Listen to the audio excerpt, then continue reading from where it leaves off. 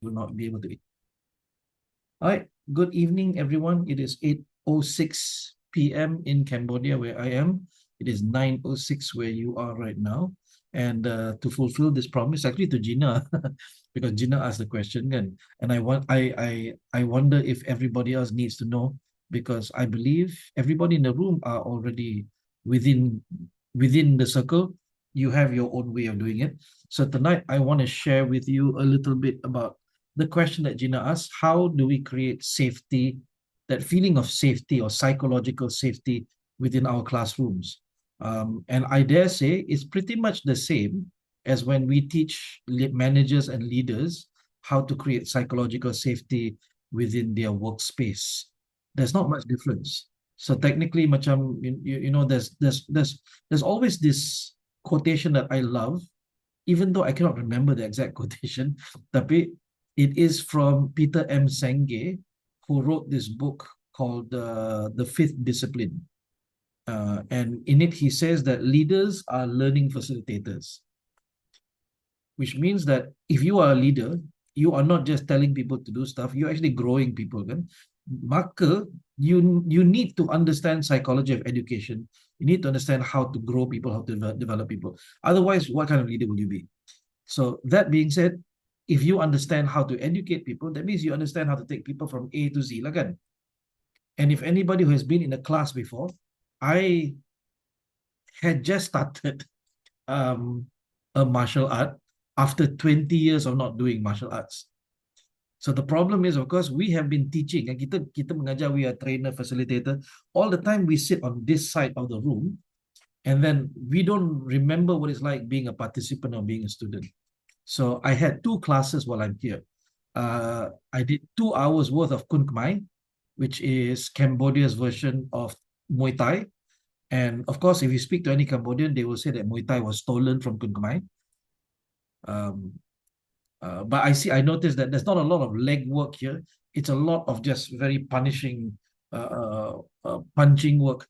And I was ready to give up. My first 3 minutes, I buka-buka lah, matilah aku dah lah 20 years tak, have not been active kan. Suddenly just jump straight into this. But my coach is an amazing man. He can read though. He can read when I am truly exhausted, and he says, "Okay, rest. 1 minute rest." And he doesn't say 1 minute rest. He puts it on the iPad. There's a timer on the iPad, so you get to see how much time you have left. So you, so it's not like you lay down and you cannot get up again. As the timer goes down, you start to realize, okay, get ready. And he walks back into the gym. I had private class. He walks back into the gym and he says, "Okay, let's go." And we go again. And halfway through punching the bag, I tell him, I cannot go anymore. He points to the clock. He says, 30 more seconds. Just go. And for some reason, I get my second win, and I just go at the bags again. And he goes 20 seconds. He goes 10 seconds. So after every class, so far 2 classes, but I feel like dying anyway, I get a sense of achievement. And it's something that I have not felt in a long time, because I spend too much time in front of the classroom. So I'll say this, guys. Whenever you have the opportunity, go put yourself into student mode again, into participant mode again. You'll get 2 things. Number one, you will recognize how good or how bad that teacher is, right? And if that teacher is bad, then you learn what not to do. But if the teacher is good, then you pick up tips and tricks from what he or she does. So that's what I got from this time around. As I was thinking, what am I going to present to you today? So I'm still not sure what I'm going to present to you. Tetapi let's just have fun together lah, yeah? Okay, I'm going to start sharing my screen.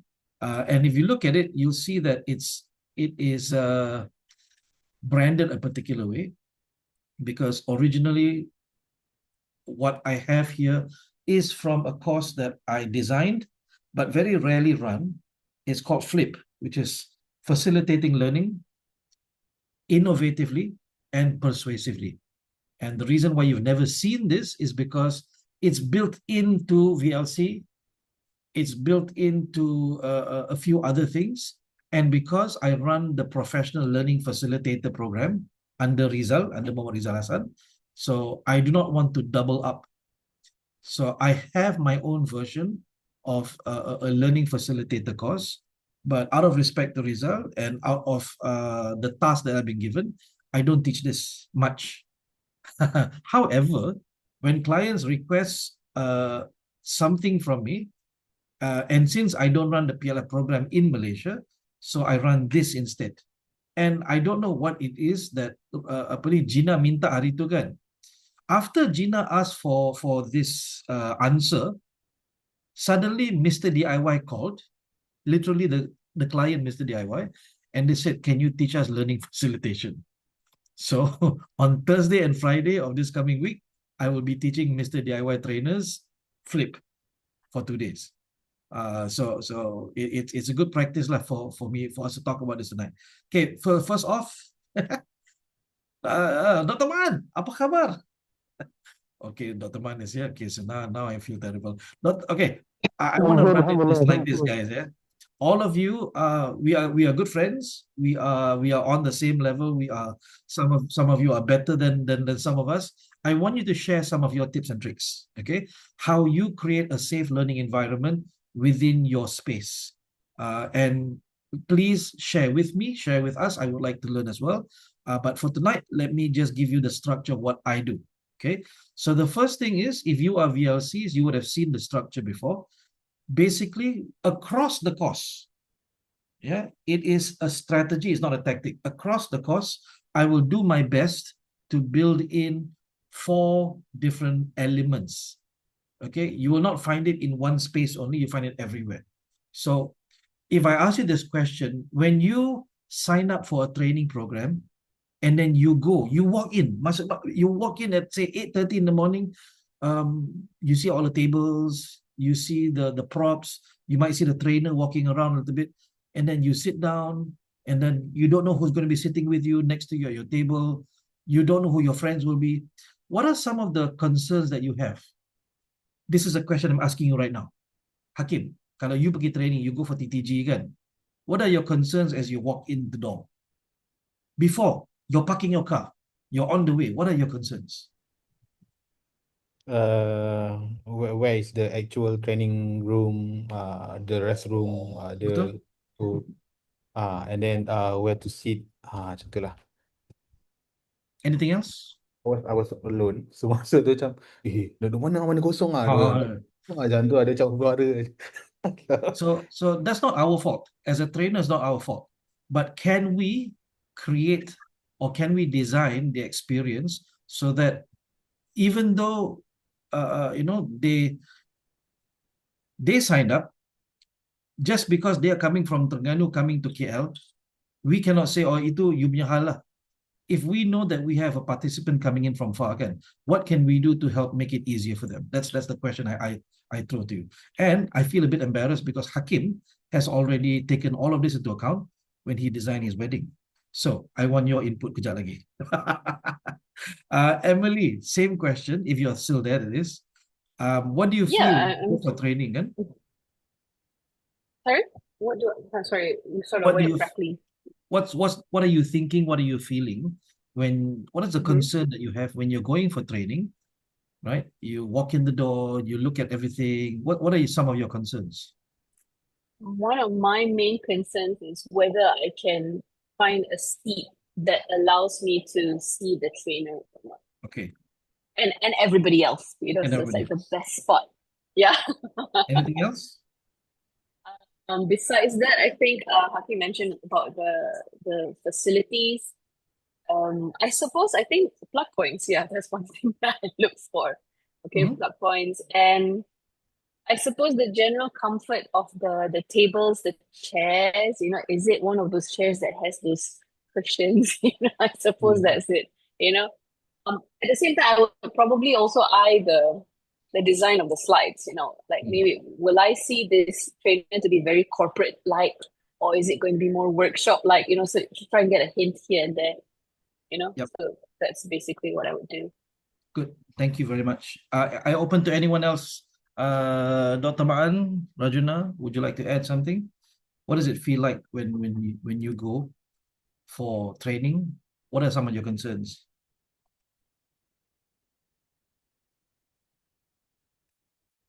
All right, I don't hear anything. Abby, are you there? Did you hear the question? Sorry, for me, I think I want to be to feel, welcomed and to blend with everyone else. I feel a bit like, am I going to be the only one there? Not only one in terms of the presence, but like I will feel alone, or I'll feel blend with the group and all the other participants. Yeah, because Okay. I don't want to be there, sitting there, and feel alone, kind of. I'm happy. I'm surprised, and I appreciate you saying that, because that doesn't fit my branding of you. I always see you as a very confident person. Hearing that tells me that okay, we are the same. It doesn't matter how old we are, or how expert we are. Sometimes when we walk into an unfamiliar situation, things like this, these questions pop up. And if we as the organizer, we as a trainer don't realize or don't recognize something like this is there, then it's going to make life a bit more difficult for us as a trainer. All right. So thank you very much for that sharing. When I say these 4 concepts, these I picked up during Accenture while I was in Accenture. However, they didn't. I had to name these because the way I learned it, it was all over the place. In Accenture, it's called, hang on a sec, the Extraordinary Learning Experience, the ELE. So they call it an extraordinary learning experience, which means that you have to put everything in its place.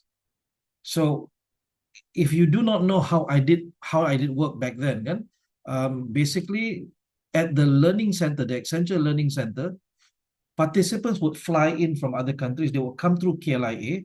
And then when the learning center, here's the worst one again, when the learning center was in IOI, what's it called? IOI Hotel or JW, it was IOI Marriott.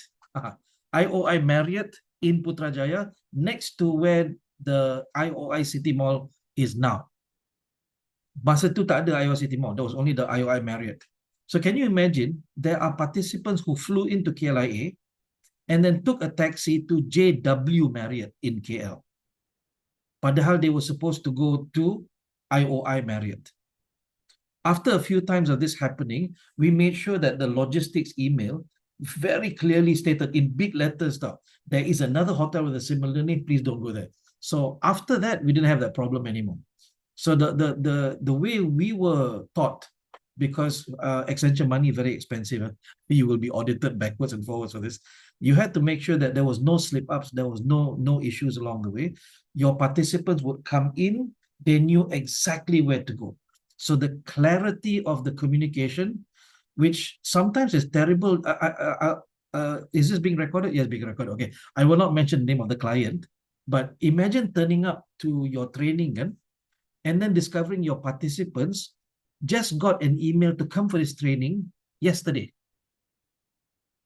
Okay, they were given the title of the training, no learning objectives, no reason apa semua. They just said we were asked to turn up. So can you imagine how much difficult that can be for the trainer, for the facilitator, when from the beginning the participants are already in that mood, they're already in that thought. So if you have the ability to control this, especially talk to your training providers, can you control or can you influence the outgoing communication to the participants? If yes, fantastic. When I was given the opportunity to lecture at UIA for a couple of semesters, when I was given the opportunity to lecture with the University of Gloucester, I made sure to speak to the university. Can I please communicate with them before upfront? And I think Dr. Man and all the good lecturers already do this. We have a very, very warm, welcoming email. Don't introduce yourself too much, but very warm, welcoming email. And then don't be too technical, don't be too logistical, but have both, have a bit of both, logical and emotional communication, so that they know exactly what they need to do. They know exactly where they need to go, when and how, and all of that stuff. So that being said, when I tried to put this together into something I could teach, especially if you are a VLC, you've seen the slide before, I call it the 4 C's, which is creating comfort first, and then creating clarity, and then creating confidence and creating certainty. Now, these are elements, I apologize, I will use the word first. They are not in sequence, they are everywhere. Everywhere must be happened. Okay, so number one, in terms of what you say and do in class, we recommend that you use only positive, encouraging, gratitude words. And I'm preaching to the choir here. All of you will agree with me that enough lah. When we were at school, when we were at university, whenever we made mistake, we got scolded or we got shamed.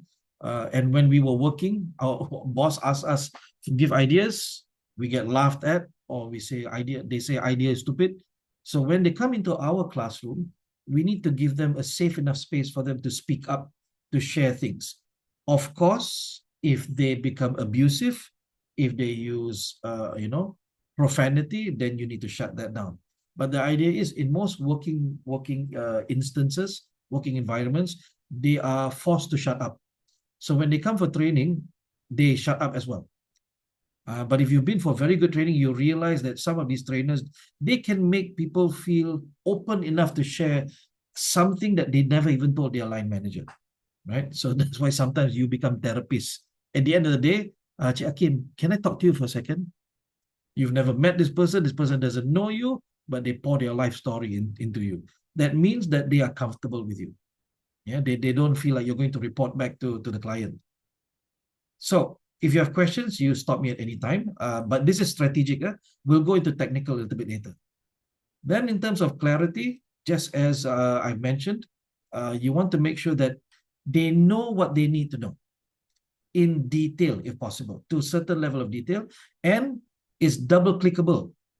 If they don't need it now, they know where to find it, which means the design of the data, relevant data that they need, maybe venue, time, dress code, things to bring. Will there be lunch or not? Will there be breaks or not? Or will there be lunch or not? Is food provided or not? Stuff like this, you want to be able to clarify before and during. So sometimes they need to do work. They need to know what time is the break. Are we going to change the break time? Tell them up front. Are we going to go a little bit further? Ask for permission.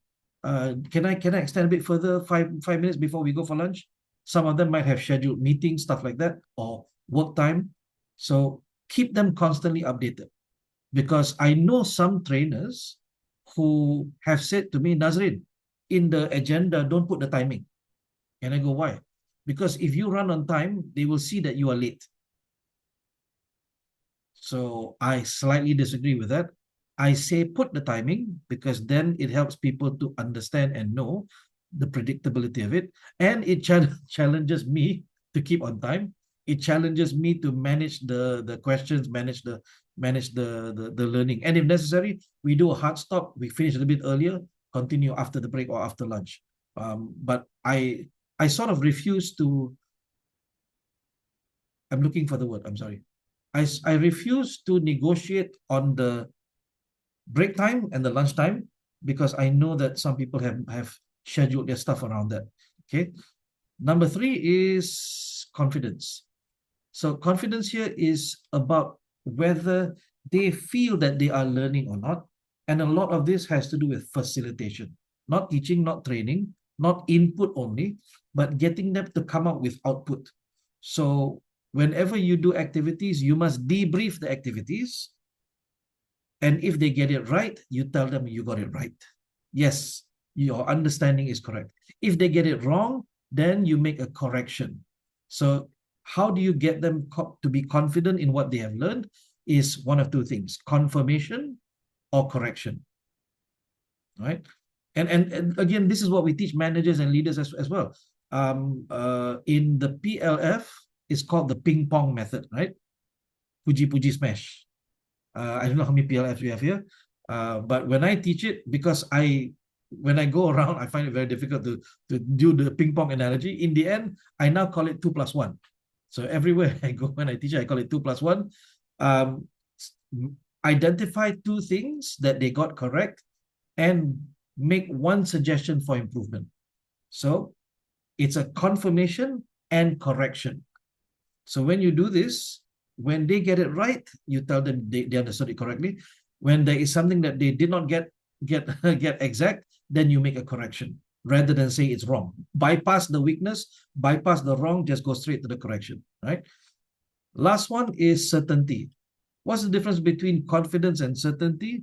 Well, confidence is an emotion. Certainty is an emotion that is logical, right? So based on the clarity that they got from the exactness of the information you give them, right? Then they have keyakinan. Clarity is kejelasan. It's clear to me, right? But certainty is now they know what they need to do. Now they know when they need to do it. They know what they have to do. Okay, so that's why sometimes when I teach communication skills, my participants say, "Oh, I want to learn how to communicate clearly." And I ask them, "Have you ever had a communication that was clear, but you still couldn't do it?" And they say, "Yeah." So clarity and certainty are two different things. Clarity is, yes, I understand, but certainty is, yes, I understand and I know how I can proceed with this. So if you are a good facilitator, if you're a good lecturer, it's not enough for them to memorize and remember things. They must be able to put things into action. So where does certainty come from? It comes from practice. Give them a lot of practice before you let them go. What are you teaching? You're teaching design thinking. You're teaching Microsoft Excel. You're teaching engineering, right? Before they leave you, and I'm not talking about knowledge test, yeah? I'm not talking about whether they remember or not. Even on, let's just say on Bloom's taxonomy, we go as far to the right, as far to the right as possible. Give them a case study, let them do something to prove that they are able to make use of that knowledge. Now, yes, there will be time constraints, but at least one time before they go, so that they gain that confidence and they know how to apply it. Okay, so that's at a very high level. What questions do you have for me? Please ask me now. If I don't hear anything, that means everybody's super smart. If I give you a test, you will pass. Hakim, can you explain what you were writing? I like when organizers give info pack for event. Okay, so Ada contoh? contoh dokumen macam lambat lagi nak cari. No, I Okay. mean from memory lah. Okay. The information pack is for a youth forum. It's an international program under Scouts. Okay. Asia Pacific Regional Scout Youth Okay. Forum. So because Malaysia has hosted one, so I saw how we do it. Kita bagi tahu plug point yang macam mana, yang ada 3 pin. So the international participants know what adapters to use to bring upon the weather. So before they came in, dia dah boleh, okay, this is what we need to pack, apa semua. Because yelah, youth forum, orang tu nak borak je. Uniform tu confirm bawa. But what else do you need to bring? So they let you know what is the weather like, how's the food, is it spicy ke apa ke? So if you are not comfortable, you can bring your own snacks ke apa, something like that lah. So food, the table apa semua, everything is in the info pack, which is not part of, is a extra document that they give before you arrive. So it's not about that's the agenda of the event, but of course what are the preparations for you to go.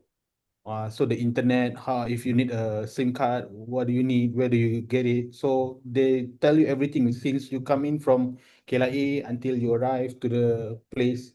So at night time, where can you go, the nearby hotels if you need more days or night to spend on. So I like how they give you the information for anyone who wants to stay a day more. So yeah, I like it how I agree. give the info. So for this one, I'm trying to recall the terminologies. There are a few things that we want to take into account. Number one is the visual design.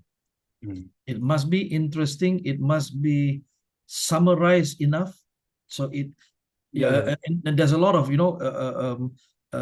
experiential design tips and tricks out there, where how you design the app, how you design website, how you design a poster, how do you make sure that they capture, they understand fast.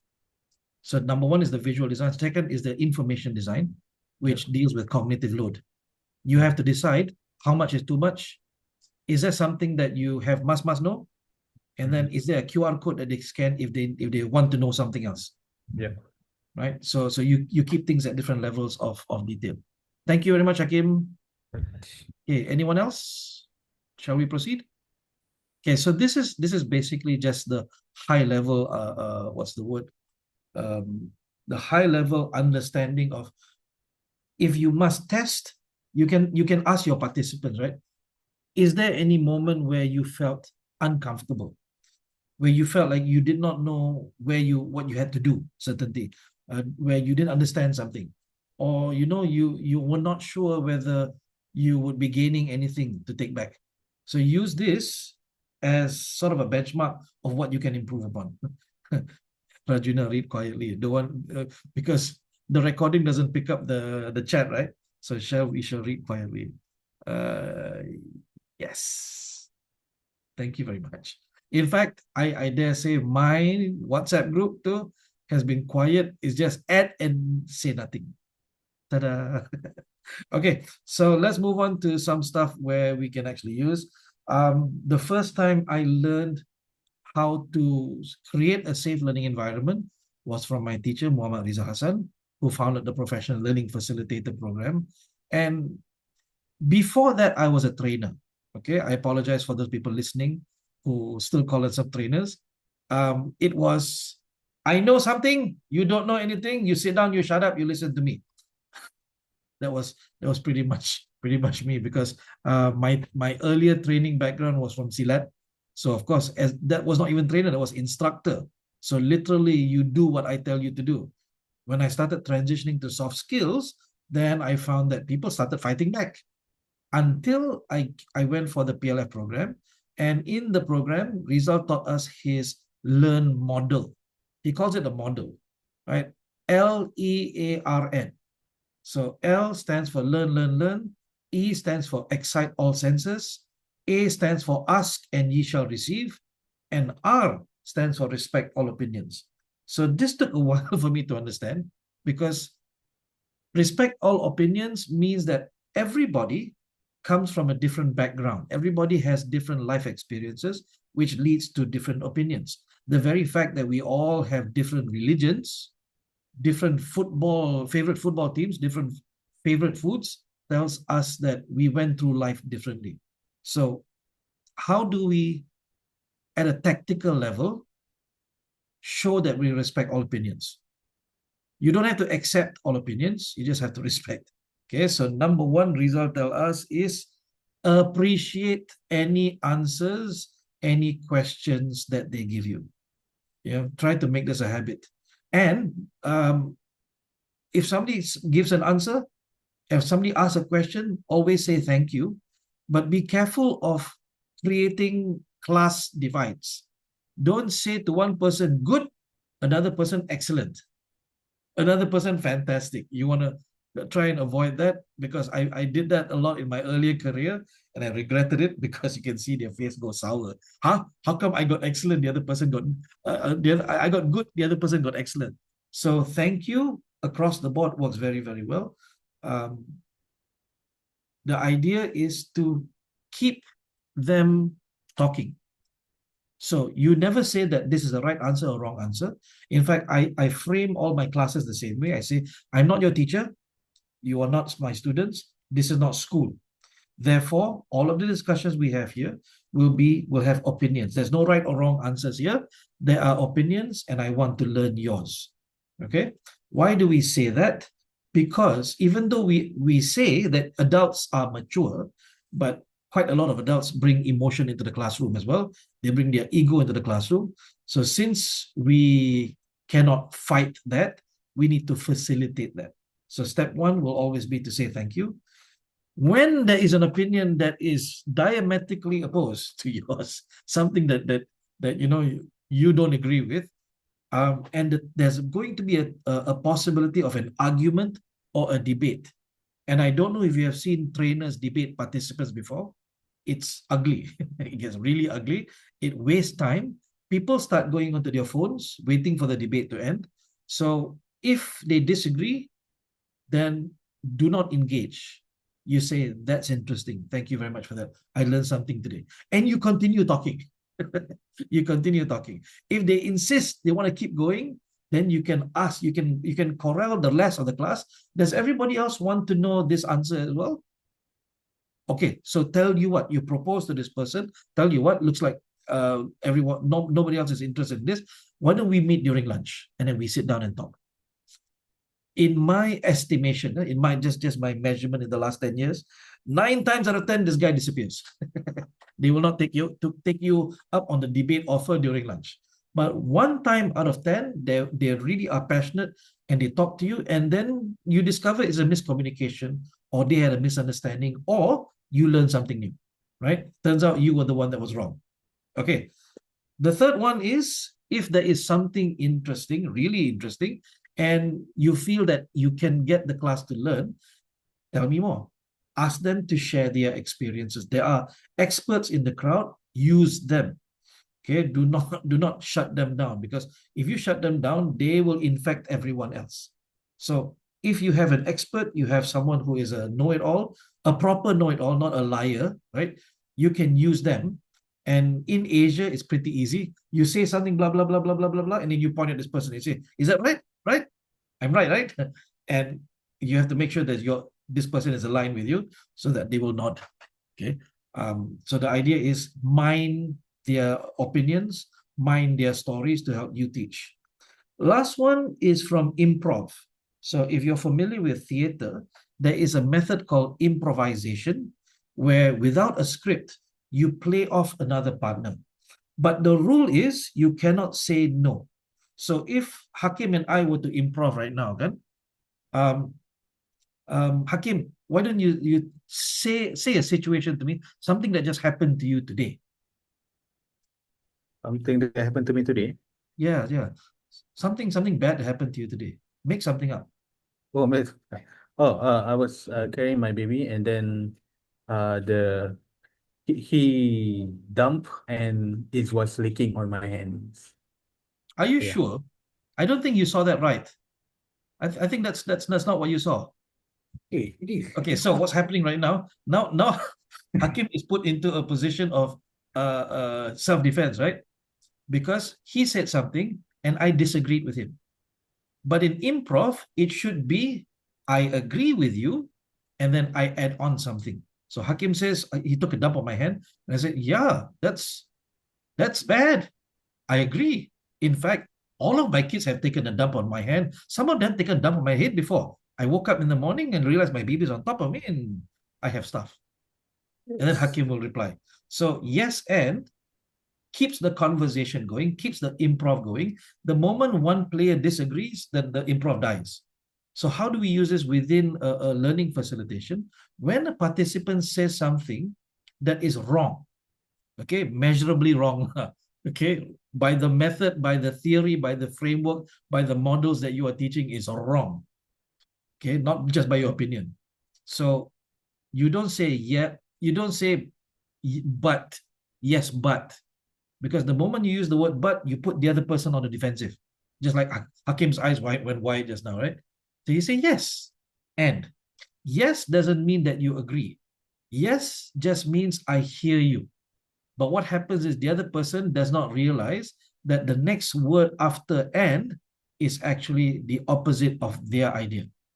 So you want to minimize conflict as much as possible by using yes and. So let me just check with everyone. I could have been preaching to the choir.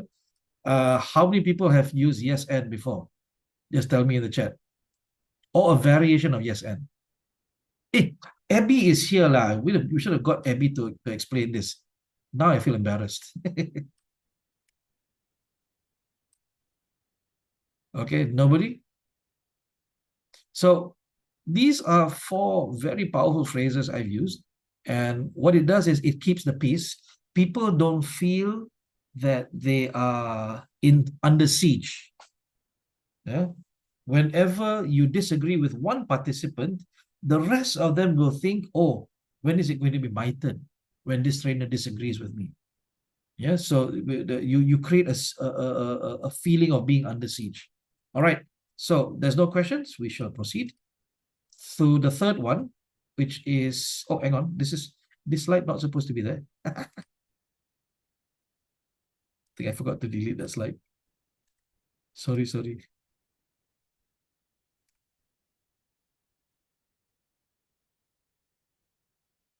Okay, nanti kena edit. Abby's keeping very quiet right now. Okay lah, I show you this lah. So out of many years of trying to find something easy to share with people, I sort of created a combined version of motivation elements, right? But it's not elements in the sense of tanah, api, air, angin. These are how our opinions are built. So if you look at opinions, values, inclinations, and experiences, and I tell you, I did not plan for this to happen, tetapi it happened on its own. The model is what motivates us, but then the OVIE becomes movie. So that makes absolutely no sense. I'll just leave it at that lah. All of our life experiences creates our inclinations, our kecenderungan, what we prefer. And all our inclinations create our values. And all our values create our opinions. So in any sort of discussion in the class, whenever they're doing discussions, whenever there's question and answer, whenever you are teaching, you want to be curious about where their opinion comes from. So when we say respect all opinions, true, but at the same time, accept that all of us believe our opinions are valid. So if you say, okay, that's a very interesting opinion, I'd love to know what experiences have you had that led to this. And then they will tell you that story. And anybody who's come to my class many, many times before will remember the story I told you about my mom, who doesn't like me ride skateboard. So from the moment I was born until the moment I die, I will never be allowed to ride on a skateboard. So her opinion is that skateboards are bad. For the longest time, I didn't understand that until I realized, and after speaking to her, after actually asking her, she was born in 1946. That means she grew up in the 50s and the 60s, watching movies where all of the kids who are bad rode skateboards, all of the nice kids, the good kids, rode roller skates. So my mom always said to me, skateboard cannot, you want roller skates, can, which made absolutely no sense to me.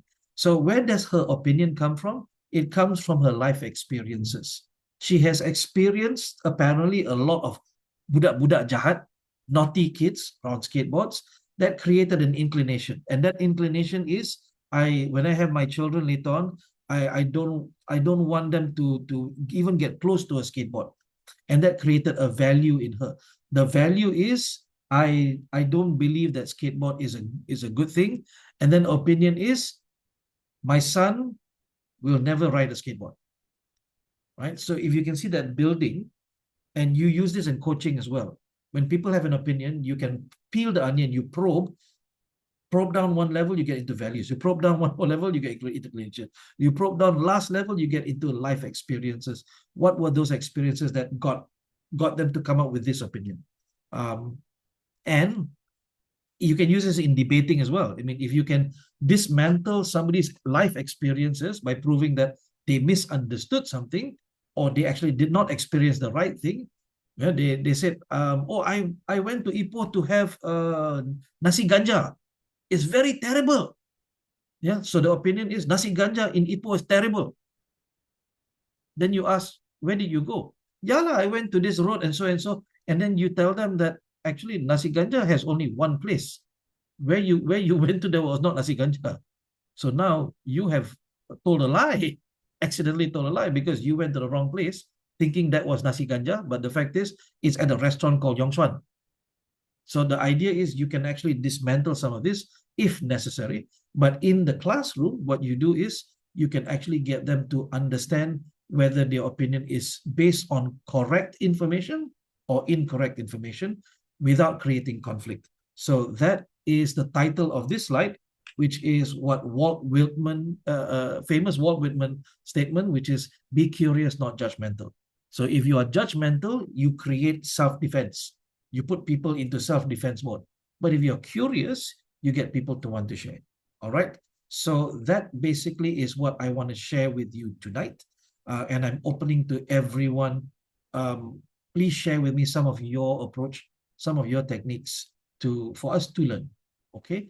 So I would like to ask Dr. Maan first, because Dr. Maan has been teaching longer than most of us. And he has the most difficult customers, students. He has to see them every single day. Most of us get to see them for only two days at a time. Dr. Maan, are you there? Would you like to share some of yours? Yes, I'm here. Well, usually my first class is where I will give all the kind of information that they need to know. So they have to know about me first. And being a lecturer, of course, students, they will carry, like if you meet trainees, sometimes they might be the first time and maybe last time they meet the trainer. Oh, yeah. Or the learning facilitator. But for me, the students come from third year. So they head from the fourth year and they head from the second year. So you don't know what they have been talking about you. And that could be individual impression of how they think of you. So I would first thing to do is to clarify this matter. This is me, this is my approach, and this is how I do things. And of course, students and lecturer relationship is not like trainers relationship. There is this kind of feeling of anxiety because he's a lecturer. So I have to clear that part. You mean like a hierarchy, like a power distance? Yes. They of course, they have that kind of feeling. We've been students, right? So we have that feeling all the time. So I will clear that as well. So I'm not here. Actually, one of my slides, I show Batman,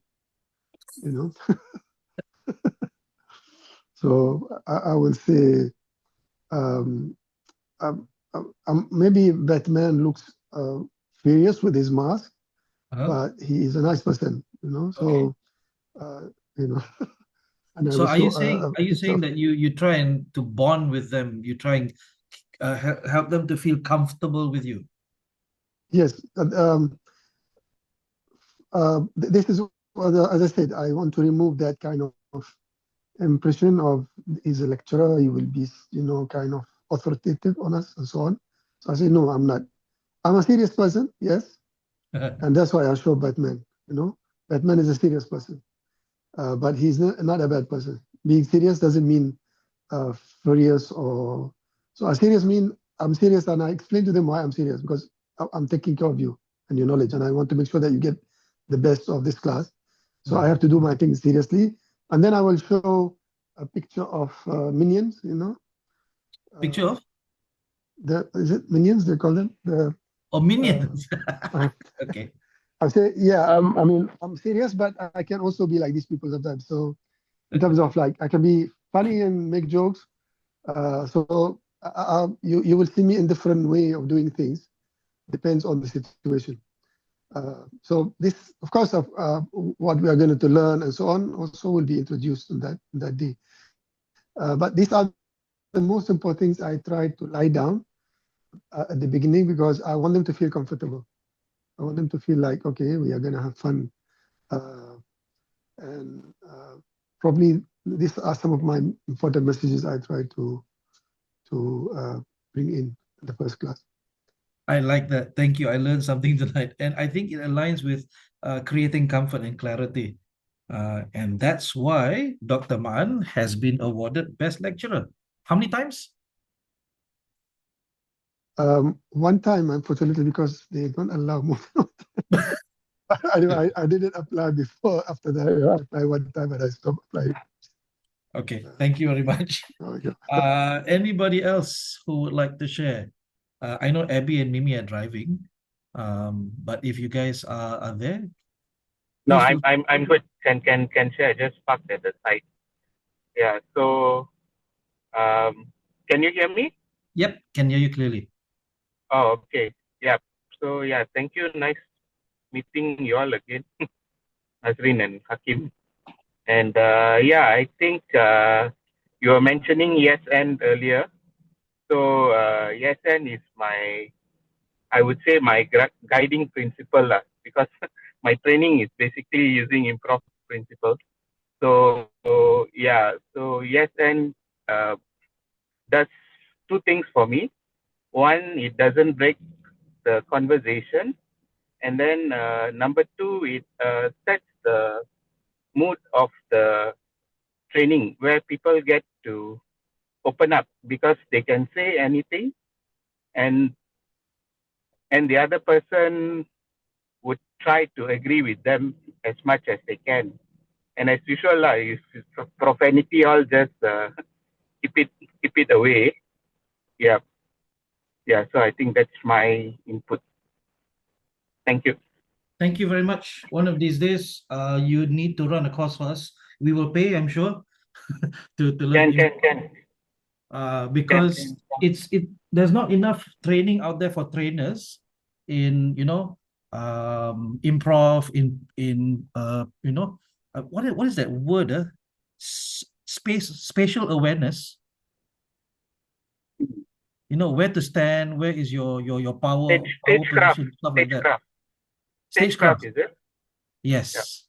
Yeah. I think you need to do that. Okay. Thank you. Can. We'll arrange. Okay, Hakim. Yep. I know you do a lot, so can you teach us as well, please? Right. Okay. Where do I start? Okay. How about timetable first lah? Okay. I like to write my timetable. What's going to happen of the day at the sideboard. Because yeah, the room is full of where I can write. So yeah, I just write on the wall. What is the timetable? What's the time? What's going to happen? It helps me and also the participant to arrange their time. Means they are very busy people. So I like when they schedule their calls during the break time, not on my time. So Right. Kan, so I like that method lah. Okay, so letak time. Especially kalau very technical people kan. Betul. Kalau buat oil and gas, Finance is for oil and gas industry. So yeah, it helps them and me. So they know, oh, I need to come back by this time. So I can I call you at 10:10 because they are having break that time, something like that. So I like when they do that. Okay, that's one. Number two, before we get into an activity, I usually do an intro of the activity. Like we don't go, okay, this is a gamification activity, this is where you don't. I started off, anyone here is a gamer? So I asked by that question, okay, nobody will like put up your hands. Okay lah, once upon a time ago, you are a gamer lah. Okay, once upon a time, so okay. So I asked, okay, who plays the PC games, the Game Boy and all. So I will show my back also. So anyone recognize this? Oh, there's PS1. Who plays Itu old school lah. PS2, PS3. Yeah. So just so that they are, we are going to play a game. So that's why he was doing it. So I'm using their experience as a gamer to into the activity. So they are like prepared. Okay, there's some strategy thing we need to plan out. So they are not like terkejut lah tiba-tiba nak masuk activity tu, because it is fully simulation and gamification all the way for the programs. So it helps when, okay, we are doing this, so they know what's going on. Some people are scared of something new. One activity that we do is escape room. Do you know that? Escape room. We created an escape room in their training room. So for the senior people, they will like, what's going on? Why is it dark? What are we supposed to do? So like, yeah, it helps when some people are familiar lah. When I get into the anyone here is a gamer thing. Okay, this I need to learn from you. Tolong buat khusus, saya datang. Okay, what else? Timetable, tentu. Mostly they are from many parts of Malaysia, so I will ask where they're from, just to soften the ground lah. Okay, who are from anyone overseas here, over the sea. So that's how ni macam tak adalah, not into the like professional training. You have to be unprofessional professionally. Be unprofessional professionally. So it's still in the professional thing, but not the usual professional training that we have. Okay, everyone sit down. We are going to do this agenda. So that's how I do lah. Professionally unprofessional. Yeah, and I do act out on my character. I do. What, serious lah? Betul ke? I would go into the Alif Shukri punya mode, just so that this is not the the teacher and the participant. I like to closer the gap. So macam, hey, we like friends. Oh, right. Of course, I would do the. I think both you and Abby have to do a course on stagecraft and impressions. So yeah, and sometimes I do the voice of other people, so I can do, kita kalau nak jadi negara maju kena bersatu. Kita dah bagi bantuan. I like to change the voice within the course tau. So dia macam, something is not right. Something like that. Kerajaan sekarang kita dah tak ada lagi ketirisan wang. Kita bantu. Kita dah sana lagi dah ada orang yang sakau duit ni. I would go into that mode. Everyone, what? Especially the entrepreneurship courses, they like it. So yeah.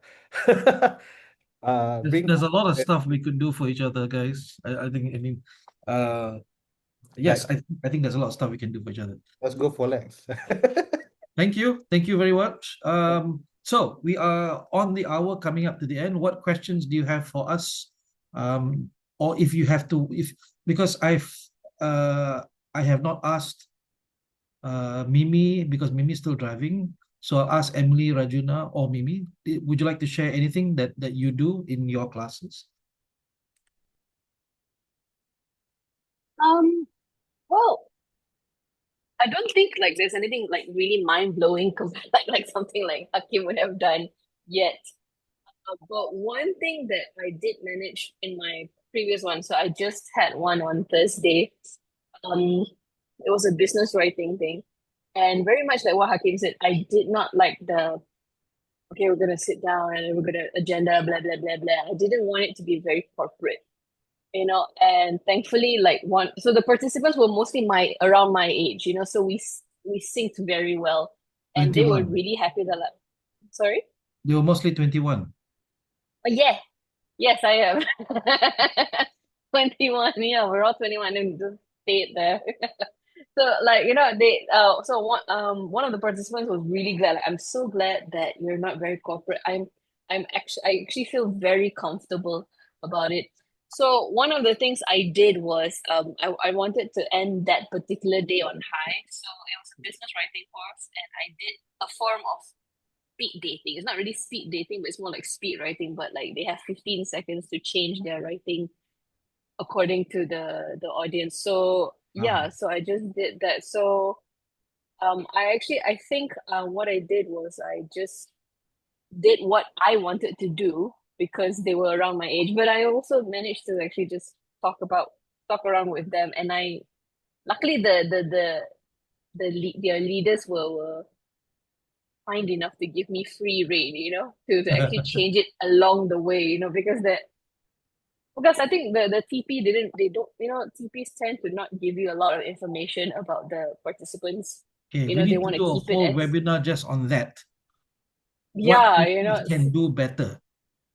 Yeah, so like I had to actually change my modules along the way to fit the participants, because at first it was like this cookie cutter modules that I had, and then suddenly when I got to know them, like, maybe I could do it like this. So I sort of asked the leaders, can I do it like this? But yeah, do it, just do it, So I was like, okay, let's go for it, So on the day itself, you mean? You asked them on the day itself? On the day. Okay, I love that. I love being flexible. Yeah, but I mean, it's also scary though. It's scary. It's scary. Yeah. So, but the thing is, like, of course, you have to get to know the leaders for a little bit. So they did seem to be really hungry for growth, and they kept asking my opinion, like, how else can we push our employees, in that way. So I was like, oh my God, I love that. Then I said, if you really want it like this, can I try this way instead of this? I know it's already printed in the workbook and it's already agreed upon in our alignment meeting, but is it alright if I tweak it a little bit to suit your participants, because they seem to be like this? Then they're like, yeah, just go for it. I want it like this. So Okay, I'm like, good. so, It's yeah. it's fantastic when you have a supportive client, yeah? Thank you Yeah. very much, Oh, Ken. yeah, thank you. Rajuna, Mimi, are you able to share? Okay, I think Mimi is still driving. Don't worry, don't don't Yeah. stress out for that. Yeah, Fatima just came in. Nazrin. Rajuna. Yeah, but my crowds, the one I trained before, they are different than, I mean, I know them and I use it to just to put in some knowledge. So I think my experience is different, but I do use comfort, because before, when we design training program and project, then we talk to each participants.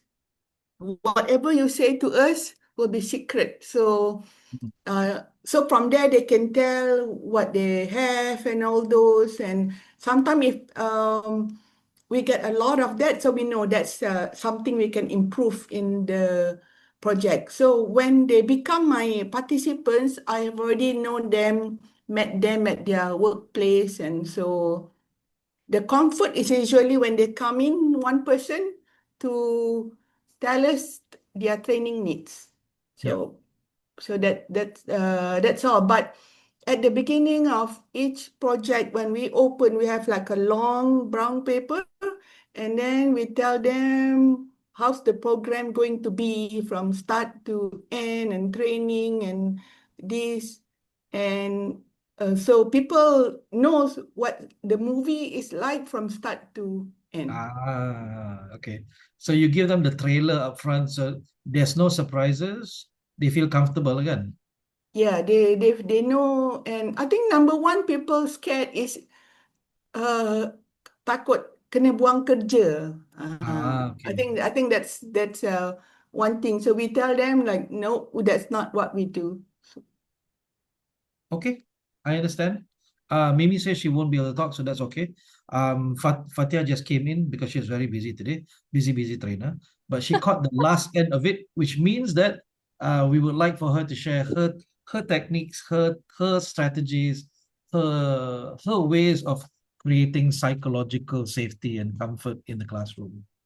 No, actually, I'm here for learning. Never mind. Assalamualaikum warahmatullahi wabarakatuh. So are we. Very good evening. Actually, I just want to share my recent experience with a client, and I would love to get your input. And I think this is where I feel like I nak tukar sikit tajuk ni, Nazrin. It's to create a safe, create a psychological safety for trainer, not for the audience. But anyway. What? Okay. So I had this client, right? So I was I managed to do 2 programs with them. It's on coaching.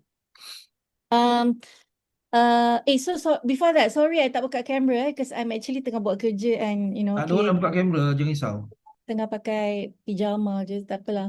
So anyway, back to clients. So I managed to secure 2 programs with them. I did the first round few months back and it was fun.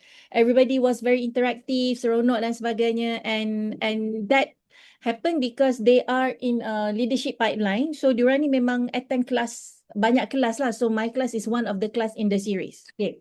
Macam talent pool lah. Something like that. They are talent pool.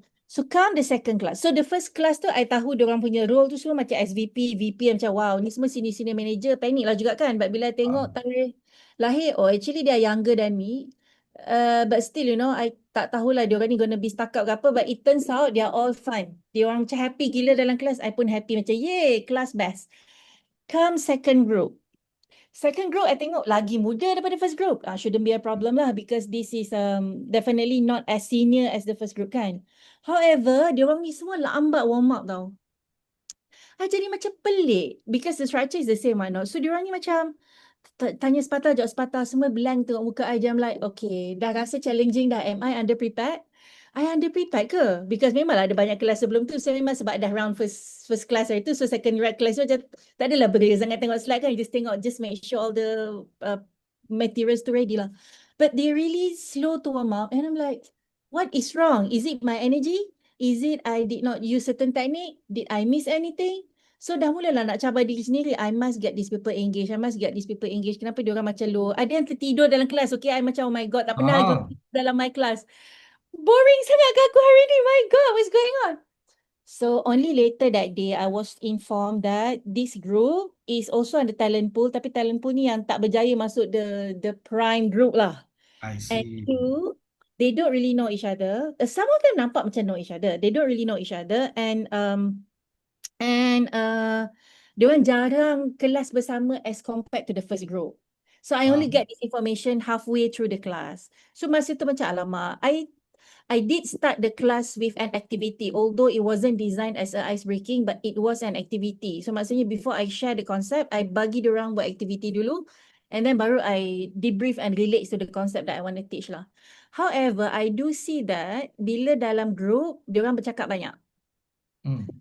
Bila dekat ungroup je yang diorang ni tak cakap banyak lah. So I also want to get input from all of you, how you handle it. But for me, sebab I nampak diorang ni banyak comfortable dalam group, so I pendekkan teori. Yang teori memang sikit pun sebab memang I plan banyak aktiviti kan. Lebih pendek kan, because I feel like dia macam tak engage sangat bila dengar I bercakap. But bila buat aktiviti, diorang sangat beria. Bila buat case study ni, memang I cakap, okay, time's up, prepare, but they are still writing. Semua. Sorry, Bubu tekan mute. So anyway, Bubu, don't step on my laptop. By the way, diorang memang sangat-sangat beria prepare case study lah. Sangat beria menulis, and bila suruh buat case study role play tu sangat beria into the role play lah. So that for me is good lah. Okay. My learning from that is I must remember to check with the audience, with the training manager, so that I know nak beria buat ice breaking ke tak. Okay, that's a learning for me juga tonight ni.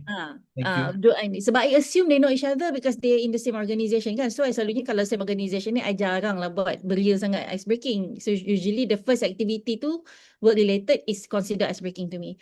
Number 2, kena ready to adjust lah kot. Macam Emily share tadi kan, be flexible into the training material. So kat mana you nak shotgun, kat mana you nak tambah. 3, memang kena borak dengan diorang. I spend time to actually chat with them individually. Masa break ke, bila diorang baru masuk ke. I think this fall under comfort.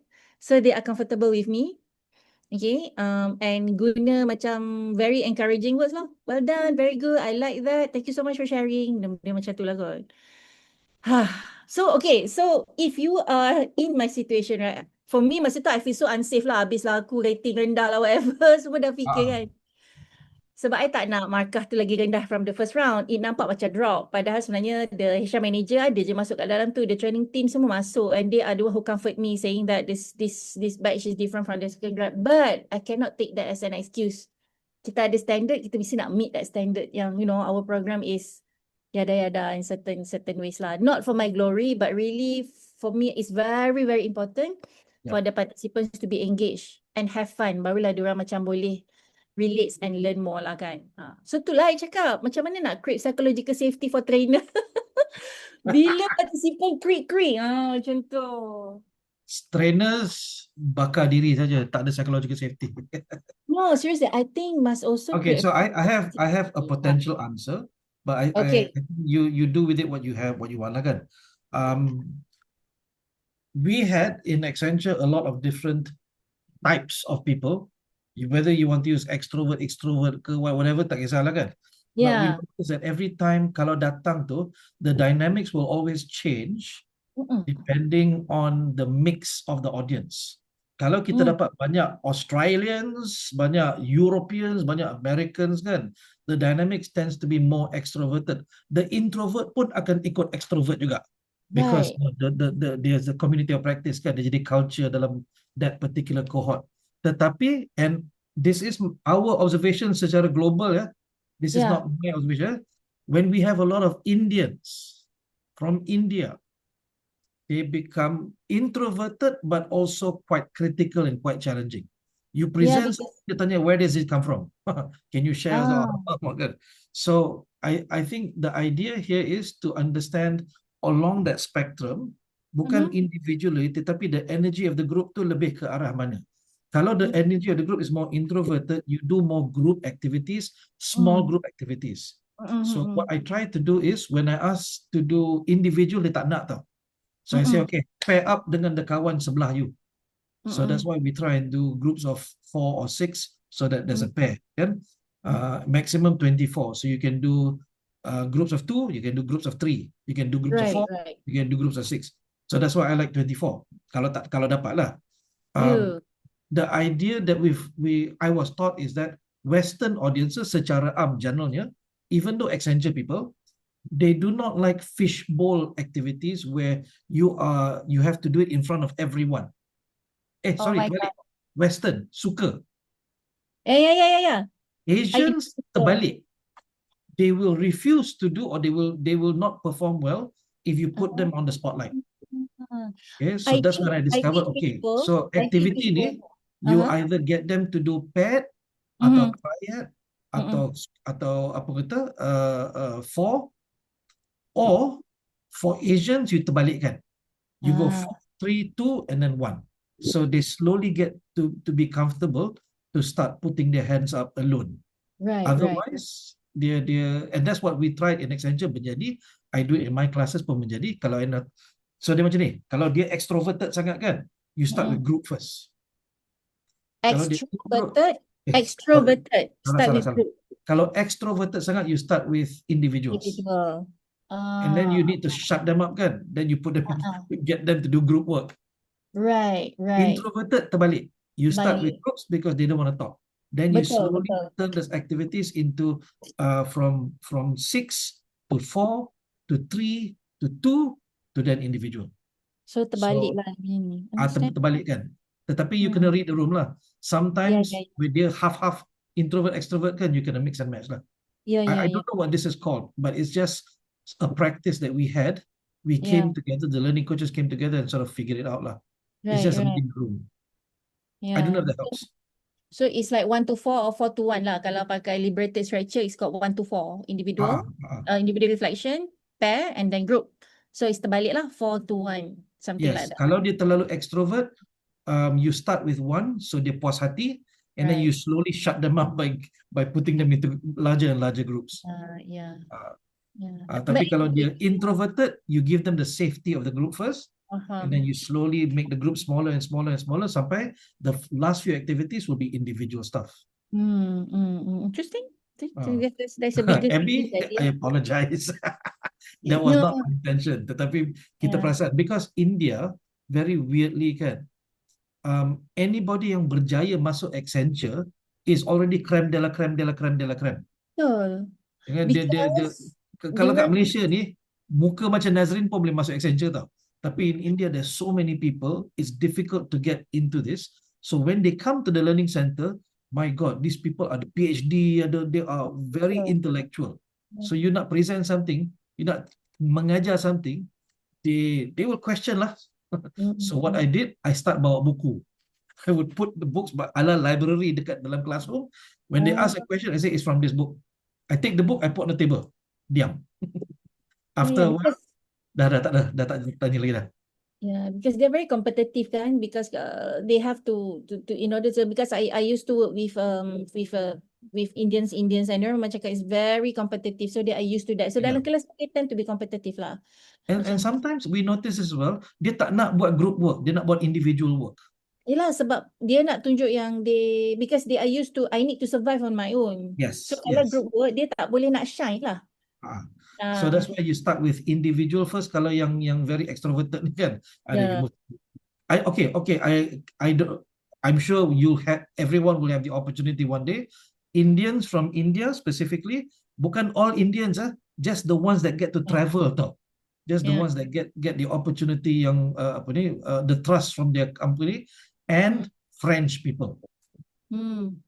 These two I noticed. My pengalaman is very small, but I noticed these two, Indians and French. So if you get them, be ready lah, you prepare lah. Oh, French tak suka game, dia tak faham gamification, game-based learning, tak faham. Right. Oh, I see. Tak pernah. Dia cannot accept. So I jadi lecturer lah sekejap. Oh my Dapat God. payment juga. Oh my God. Okay. What to do? Culturally, they refuse to accept it. Yeah. So we adjust lah. Okay, Yalah. that was my answer. Hakim, do you have anything? Hakim Yeah. ke Dr. Maan ke? Oh, yang pasal Indians tu, yang diorang tak suka game tu, I can say. Bukan Indians, French. French. Indians, kalau you prep them well and you explain, I have a standard script sekarang ni. I kata, we have two choices. I can stand here and lecture, and you will write stuff in your workbook, and your workbook becomes smarter than you. Or we can bypass that, and through experience, I share the learning with you. My promise to you is every game, every activity, everything we do in the next 2 days will have a reason behind it, will be for learning. Nothing is wasted. And you tengok, kalau if I deliver it correctly, then you can see them nodding. Okay, dapat tacit permission lah tu. Tapi French, walaupun I pakai skrip tu, tak jalan. Geram tu. Maybe you have to speak French to them, then they'll do it. Comme ci, comme ça, I don't know. No, my experience was I had an international group of people, board of directors. I had Filipinos, from America, from everywhere. But the two Indians from India will not do any of my games. They just sit there. They orang tak nak buat langsung. I don't know why. So it is possible. I mean, it might not be because of their home country or ethnicity. It could be because they have not bought into the concept. I did a group from South Sudan. Everybody else tengah main crossing trains, traffic jam kan. One very elderly senior manager, he just sat there with arms together. I don't see what's the benefit of this blah blah blah blah blah. So I said that's all right. Watch and see. Yeah, and then masa debrief tu, he heard all of the answers kan. Lepas tu he came up to me and said, I apologize. That was my favorite moment. I apologize. I see now. So kadang-kadang dia tak nampak sebab we have not got that buy-in yet. So possible. You need more than 2 Indians, otherwise you'll be considered overgeneralizing. Well, I had people, like I said, it was a very beautiful mixed group of board of directors. Like I said, I had Filipinos, I had someone from Thailand, I had someone from Taiwan, 2 people from America. One was a Chinese American. And then there was, it was quite a diverse group. It was quite exciting. And everybody did everything. But these 2 people, sampai habis the whole day, they just didn't want to participate. They just sat there and didn't want to do anything. But during the lunch time, the vice president of the company came to me. He was the Chinese American. He actually arrived at that time, was about a month in this country, and he apologized. He said, I apologize for the other 2. Dia cakap dia orang memang tak bila kalau diorang ada macam they had a staff party for him when he arrived or whatever, and they all memang duduk one corner, diorang tak layan. So I'm like, it's okay. So it was just them lah, good. Yeah, I guess. By the way, anybody who's watching this recording, right? Please don't report us, because we are motivated by Abby, who has typed into the chat, "Welcome to my life as an Indian, dealing with pseudo introvert but damn critical people." So don't come after us. You go and ask Abby after this, yeah? All right, guys, it is 20 after the hour, and Fatia has come up with a very interesting topic for a future webinar we can collaborate on, psychological safety for trainers. Maybe that will be, emotional management. What's the word? Managing worst case scenarios. I don't know, that would be interesting to do later on. I used to have a training manager stand right outside the circle when I was doing the training. It was super uncomfortable. So it is good to talk about that. Like, macam Well, ni nak manage diri sendiri, macam nak manage the class, macam ni nak manage tenungan tajam training manager tu yang duduk dekat situ. Yeah, so let's do this. Are we all agreed? Maybe we can do that next one. Seorang je lah nampaknya. Yeah, Fatia, I would ask him to leave. I cannot do that because dia memang stakeholders and our TP pun aware she's like that. I'm warned, tapi tak sangka lah dia memang duduk kat tepi muka I kan. So tak apalah, it's very interesting experience and Hakim tak boleh join jadi participant. Hakim kena bawa worst case scenario case study. All of us bring our worst case scenario case study, how we manage our sabar, our emotions, our resilience on the spot. We share with each other and then we learn lah. Yep, let's do that. And we kata scream into a pillow regularly equals psychological safety. And then the pillow now has to go for therapy. I do.